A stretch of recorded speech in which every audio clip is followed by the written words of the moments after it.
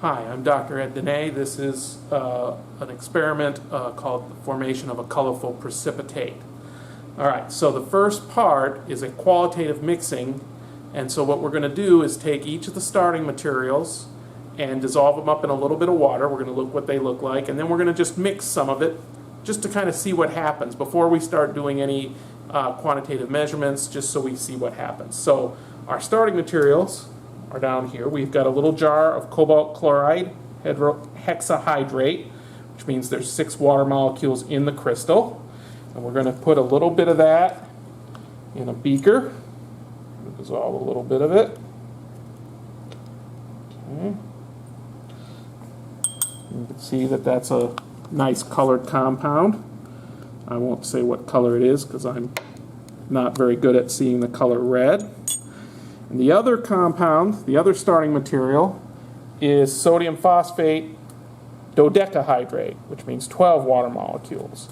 And that's just a white solid. So I'm going to put some of that in this other, roughly the same amount. Doesn't really matter though. Put that in that beaker. And then in each of the beakers, I'm going to add 20 milliliters of deionized water, roughly. Right. Pretty good. And so there's for the chloride, the cobalt chloride, and then I'm going to add 20 milliliters water phosphate. Okay. And so for each of these, I'm going to take and mix this up.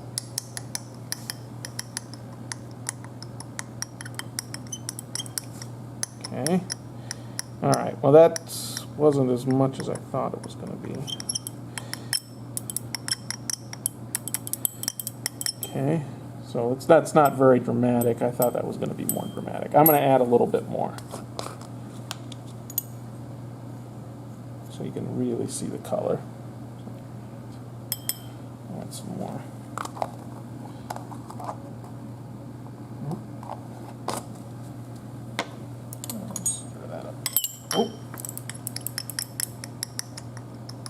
Okay, so now we got a nice color there. We got a nice, I'm going to say it's a red color. Okay, and it's supposed to get it all to dissolve.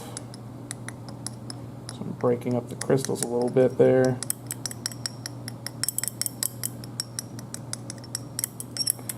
Getting that to dissolve.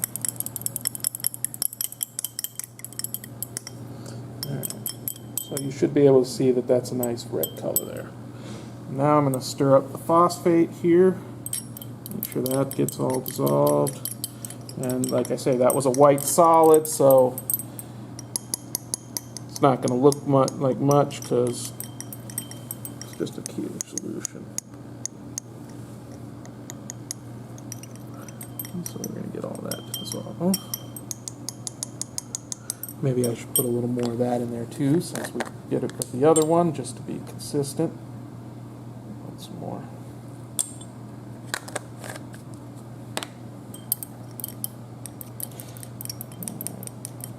Once this all dissolves,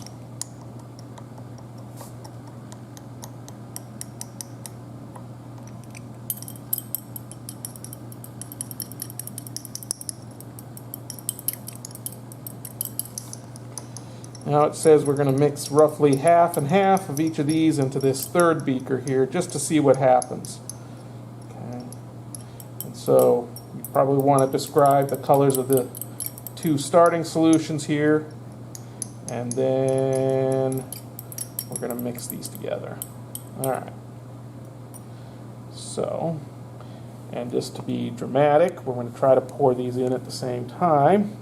And roughly half and half here. We'll see what happens. So this is formation of a colorful precipitate, so hopefully we should see something.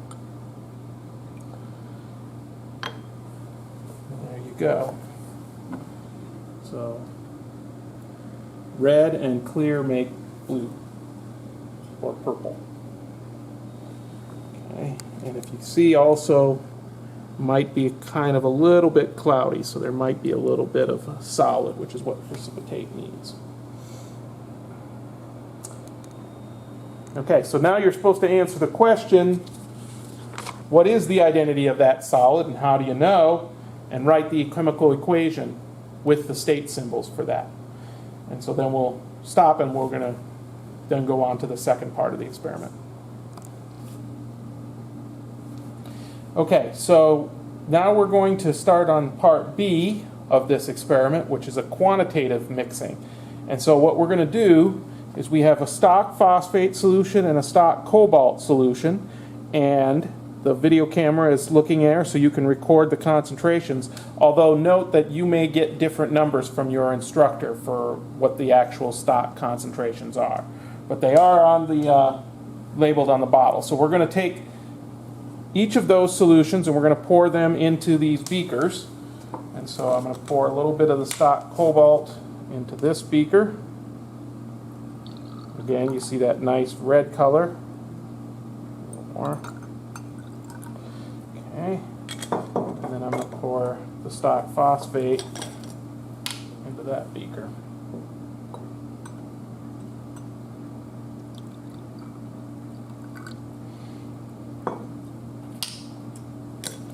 Okay, so that gets us two solutions. But if we're going to do these mixing, we also want a dilute cobalt solution and a dilute phosphate solution. So in order to dilute them, we are going to use a 5 ml volumetric pipette, and we are going to take 5 ml of the stock cobalt solution and dilute it in this volumetric flask.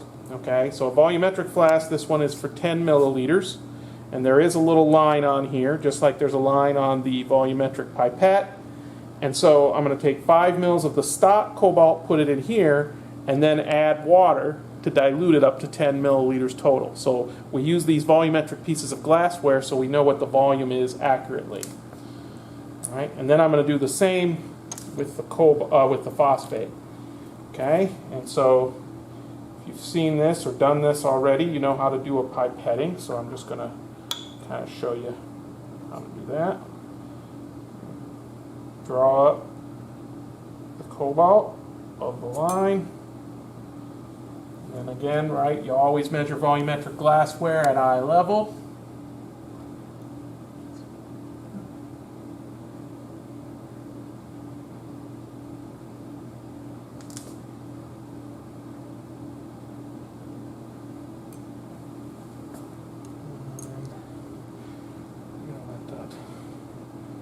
Drain into our volumetric flask.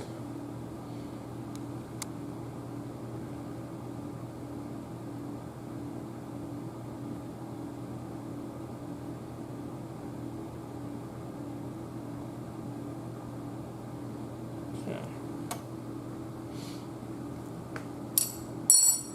Now, I have to get this up to the line with water, and so I can use my squirt bottle, some deionized water, to add a little bit. But what you want to be really careful to do is you do not want to go over the line.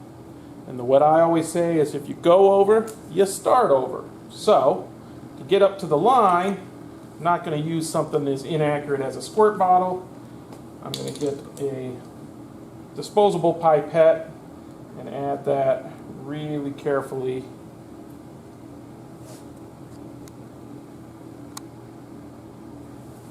Again, I'm going to get down at eye level, get the bottom of the meniscus right on the line to the nearest drop. Okay, so then I'm going to put the cap on.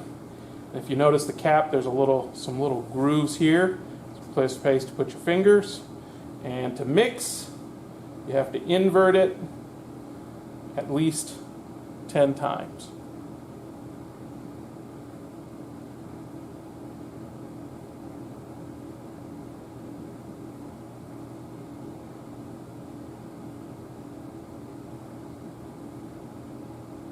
I don't know, I haven't been counting. Is that about 10? All right.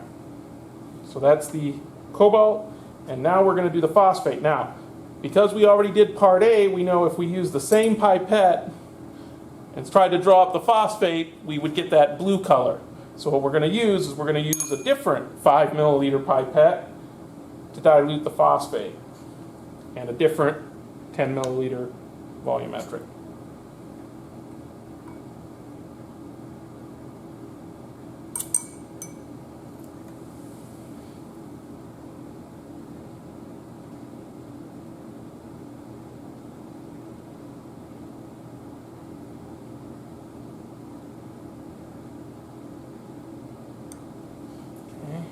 Down to the line. Probably should have taken the cap off before I started. Alright, and then we let that drain in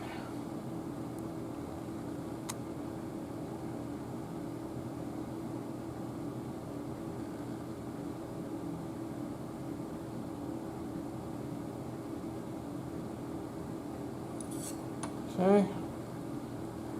And so now we're going to the same thing, add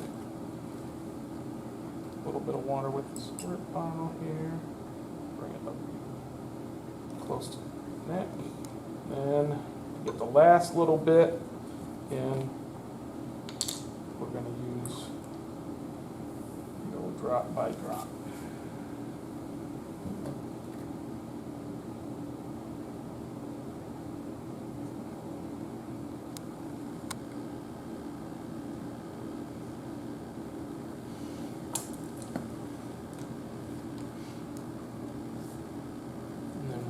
This one.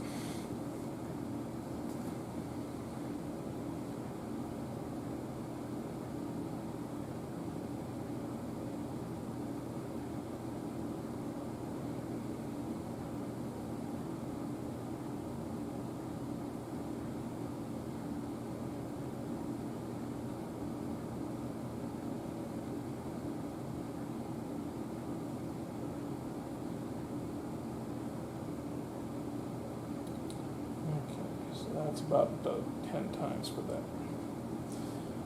Okay. And so we're going to pause it now, and then we'll get started on the next part.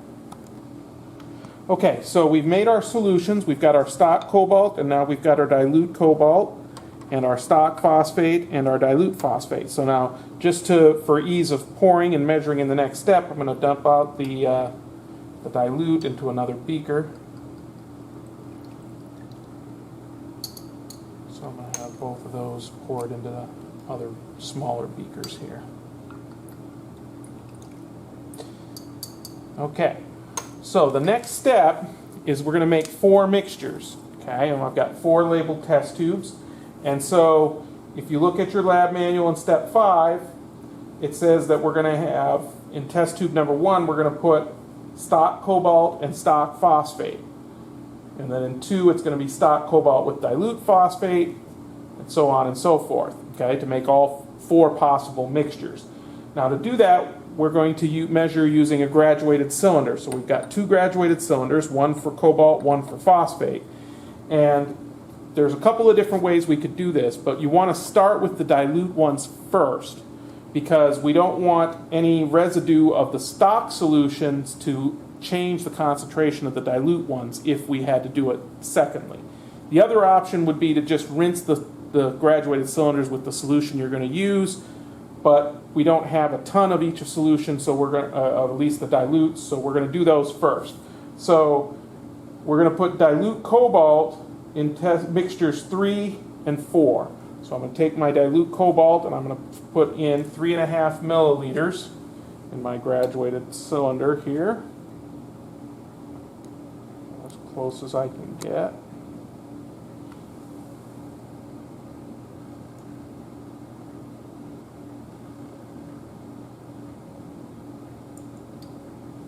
Okay.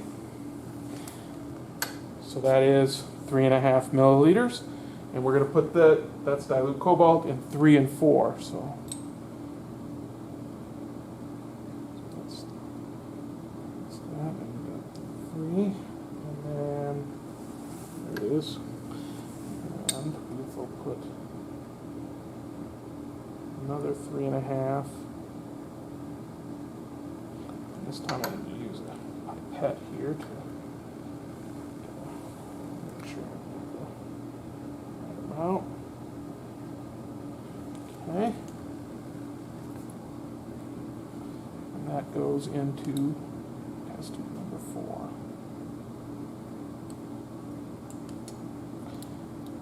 Okay. And now I'm going to do the dilute phosphate, and I'm going to use a separate graduated cylinder for the phosphate. And dilute phosphate goes in mixtures 2 and 4. Again, 3.5 milliliters.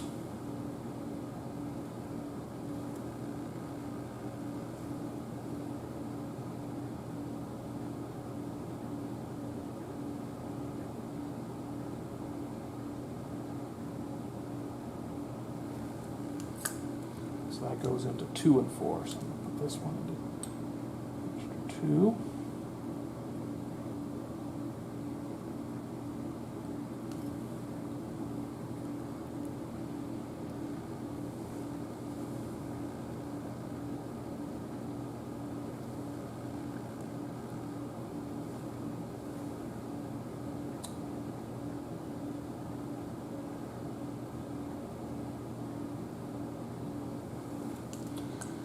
This one's going to go into mixture 4. Now this one's going to obviously have the cobalt and the phosphate in it, so should make us that blue color.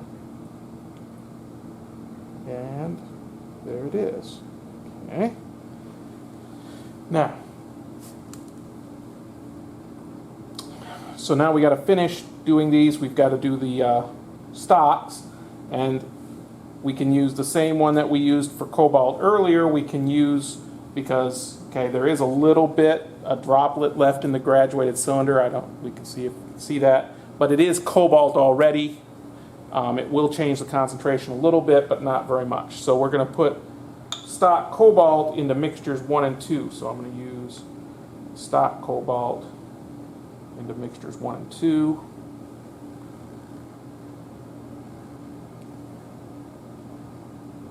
Again, 3.5 milliliters.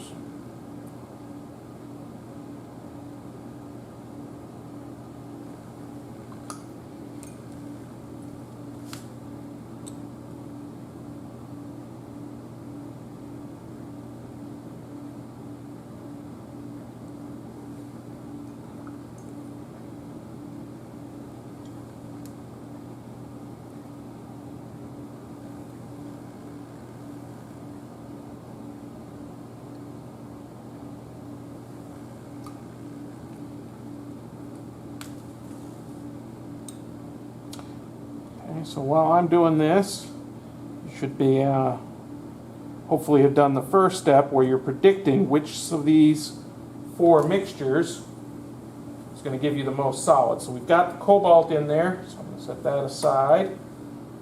And now we've got to put in the stock phosphate, and I'm going to use the graduated cylinder for that. And the stock phosphate goes in mixtures 1 and 3. So again, 3.5 milliliters.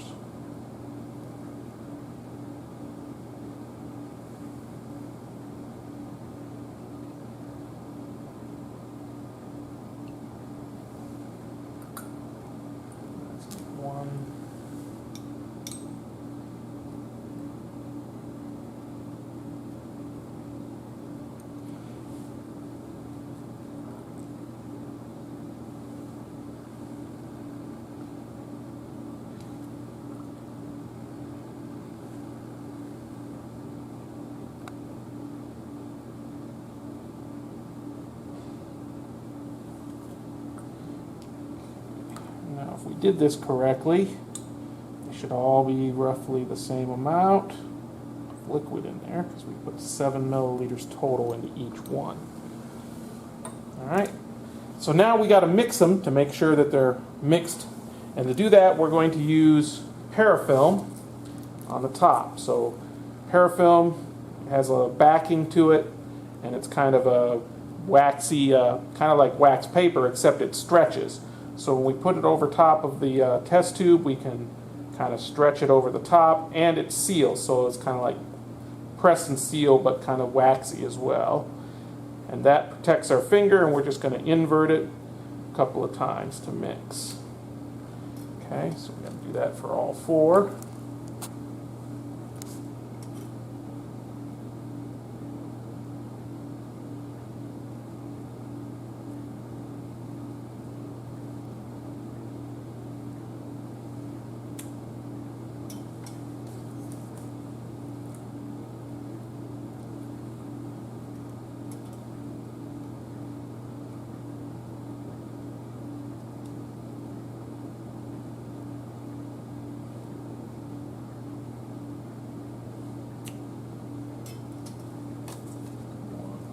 do. And so now, in order to figure out which one has the most solid, we need to separate the solid, which is called the pellet, from the supernatant, the liquid. And what we're going to do is we're going to use a centrifuge, and we're going to spin it. Okay, so here's our centrifuge. Okay, you can see it has a cover. You always use the centrifuge with the cover down while it's spinning. And we open it up. And we're going to put our test tubes in. Now we've got them labeled 1 through 4, but we're not going to put them in spots 1 through 4 because then it wouldn't be balanced. What we need to do is we need to balance the centrifuge, so we have to have tubes opposite each other that are the same amount. So we're going to put them across from one another. That's why we've labeled the tubes. Okay, but we can do up to 6, so we've got 4. If we had an odd number, we just have to fill a test tube with water so it would have the same amount of weight. So we've got our 4 test tubes in there. The other 2 spots are open. Okay, and so again, we're going to close the lid, and then we're just going to hit the on button, and it's going to spin around. And the spinning will push the solid to the bottom of the tube and separate it from the liquid. We're going to spin it here for 2 minutes.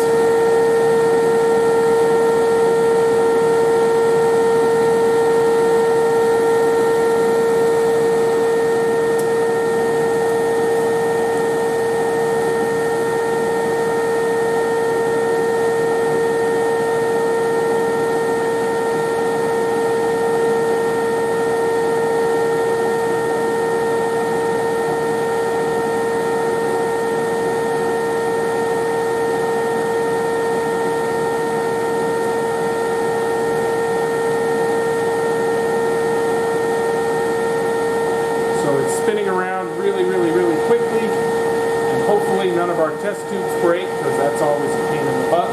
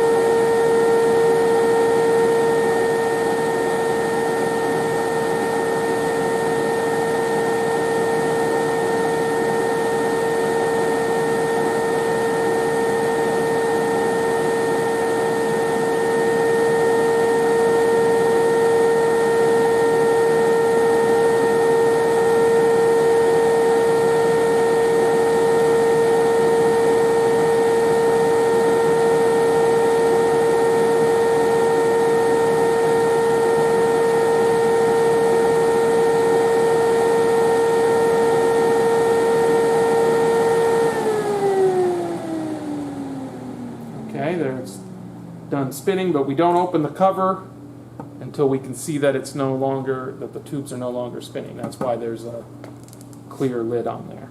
Okay, so now we're going to open up the lid. We're going to pull out our test tubes here. Okay, so we're going to grab the test tubes out of here, and I went and got a pair of forceps. Okay, so that's mixture number 3. You can see the solid in that. So I got to grab all of them here. That's mixture number 2. You can see it's kind of angled. That's because the centrifuge is a little bit angled. That one's mixture number 1. And mixture number 4. Okay, so now the task, and I'm going to try to line these up. You can see so that they're angled the same way, is to figure out which test tube has the most and which has the least. And let's move it over so we get that out of the way. Okay, which tubes have the most solid, which ones have the least. The other thing that you're supposed to look for is record your observations of the supernatant. And in order to do that, I have a white background. You might be able to see what you're looking for is any of that red color from the cobalt. Maybe a pink tinge to the liquid. Okay, so what we're looking for is which one might have excess cobalt, it would have that red tinge.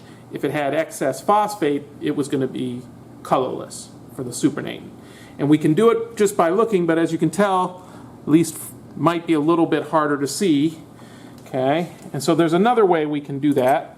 All right, is we can take a little bit of each of this of the liquid out of here, put it into a couple of test tubes, and add either cobalt or phosphate to it. All right, so I'm going to undo the parafilm here. So I'm just going to demonstrate here with mixture number 1.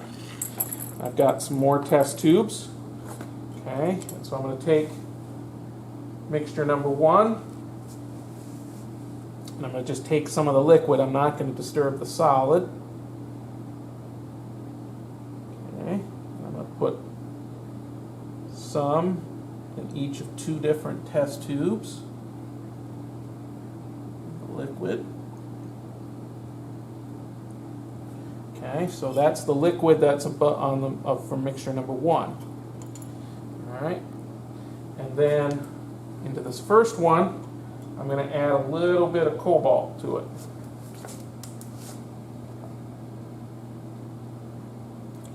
And if you can see that, you can see that it formed more of that blue solid.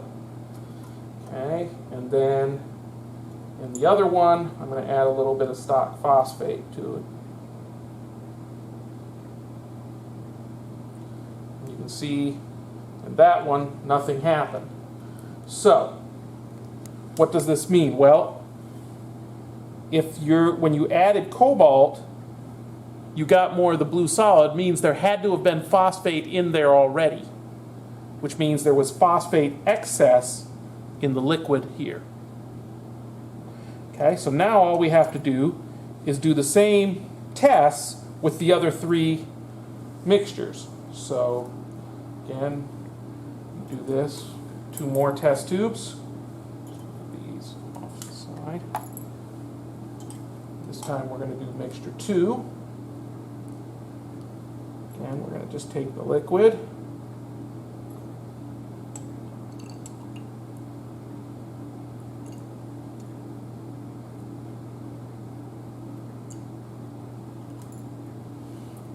Okay. Again, some of each. And then we're going to add stock cobalt to the first one.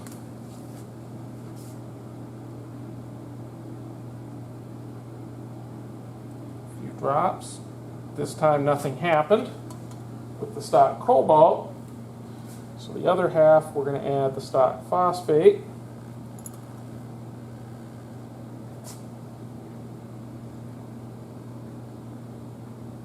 This time, when you added the stock phosphate, we got the blue color. I'll hold that up to show you. Okay. So this time, when I added the stock phosphate, I got the blue color, which means that there was already cobalt in the liquid, and there's cobalt in the liquid above mixture 2. So I don't know if you saw maybe mixture 2 was a light pink color, the supernatant. All right, so now we just got to keep going. Got 2 more to test. All right.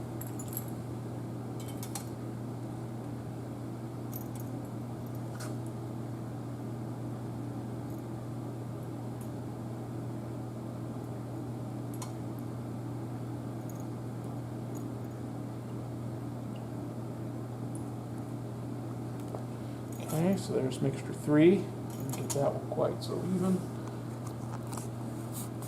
And we're going to put stock cobalt into the first one here. Sorry, like that. And we definitely got the blue color, which means that this one shouldn't do anything when you add the stock phosphate to the other part, because there was already extra phosphate in there. Okay? So again, this time the cobalt reacted, so there must have been excess phosphate in there to begin with. And we've got one more, mixture number 4.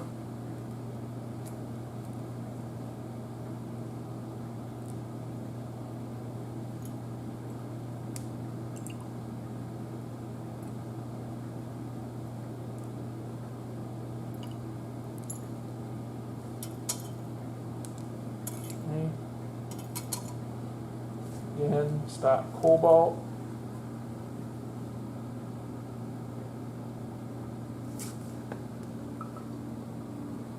And stock phosphate.